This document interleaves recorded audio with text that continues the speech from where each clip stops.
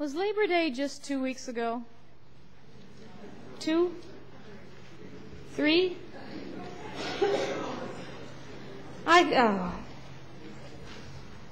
Well, anyway, I said recently, but then I got thinking, gosh, it seems, I don't know how recent it was, but not too long ago, we traveled north to say goodbye to summer. For some reason, the season just seems to pass more gently when it's done north of the 45th parallel. Just this side of Mackinac Bridge, on the Lake Huron side, there's a lovely park where all of the benches face northwest toward the bridge. As evening nears and the sun begins to dip toward the lake, these benches become prime real estate. Watching the sun settle into the lake, framed by the magnificent towers of the mighty Mac, is a gift well worth hanging around for. This fortunate spot is where we happen to find ourselves this past Labor Day, soaking up the stillness of the waters and the expectant quiet of the coming evening. The sky was clear, and the air was just beginning to cool. And right on cue, a gull, a single seagull, floated peacefully across the pink-mirrored surface of the lake. And as we stood and watched this seagull float by, just mesmerized by the beauty of this place, all of a sudden, whoop, it was gone.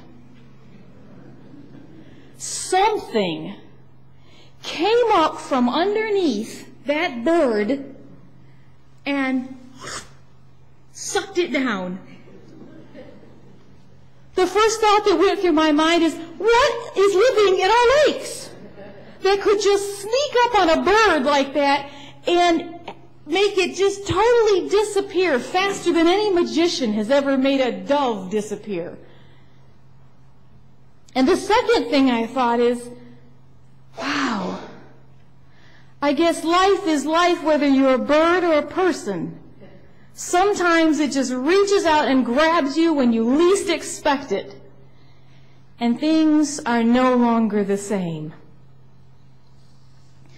Today in our series, Low and Outside, Hitting What Life Throws at You, we're going to consider what to do when life throws us a curveball, or when the unexpected happens.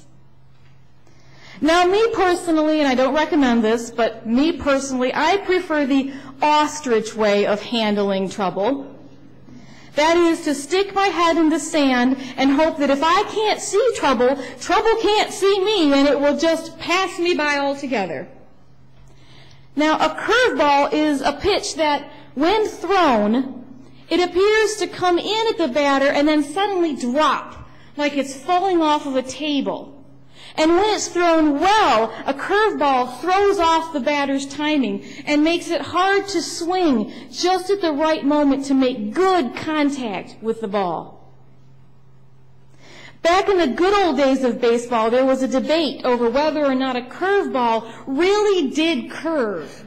Many claimed that this pitch didn't curve at all, that it was instead an optical illusion. Curve or illusion, Baseball Hall of Fame pitcher Dizzy Dean made a good point when he suggested something along these lines.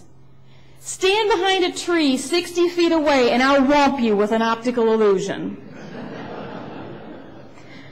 And just as one cannot hide from a Dizzy Dean curveball, neither can one hide from trouble by burying her head in the sand. And striking a pose so like those black silhouettes of gardeners that adorn many a yard.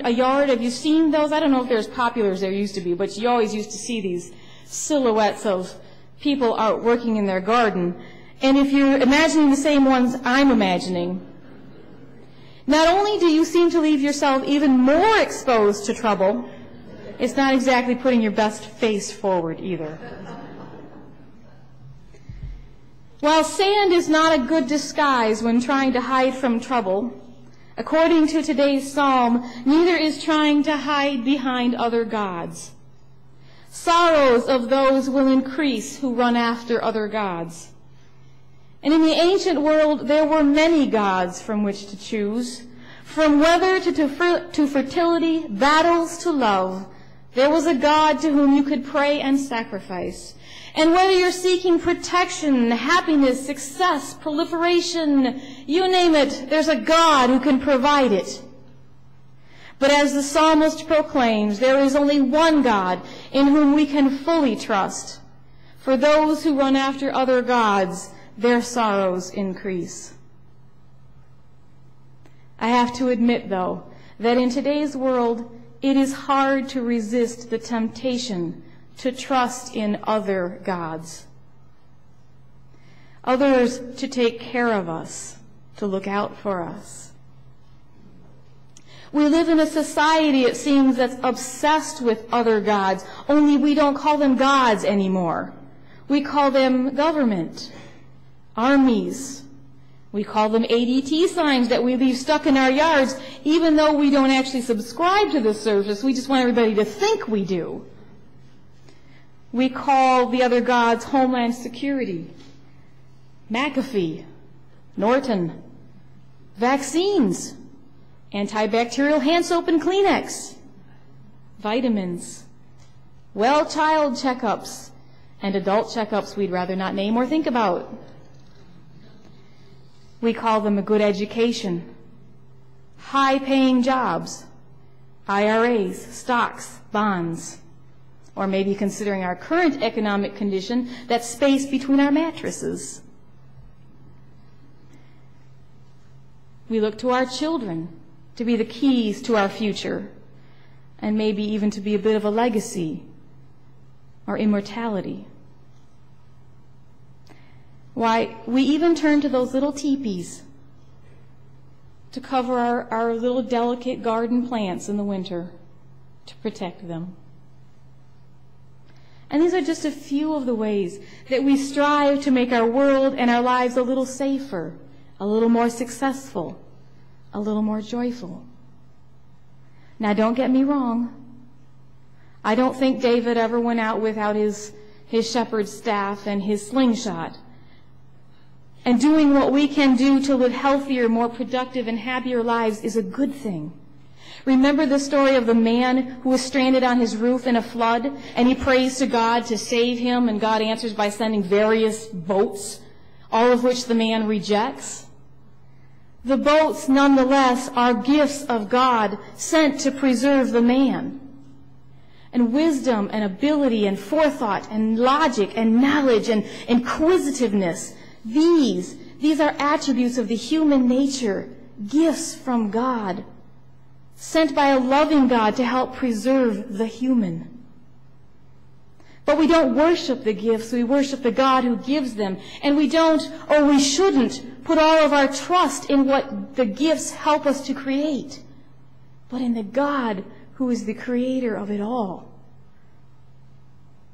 David, in the singing of this psalm, affirmed with certainty, that his trust was wholly in Yahweh, the one true God. And that could not have been an easy thing to do. Because as the psalm tells us, this Rodgers and Hammerstein moment came over our favorite shepherd turned king as he was staring down the throat of some very real and very imminent threat to his life. David has just been thrown one of life's many curveballs. Or in other words, something has just snuck up from below and sunk its teeth into David's royal backside.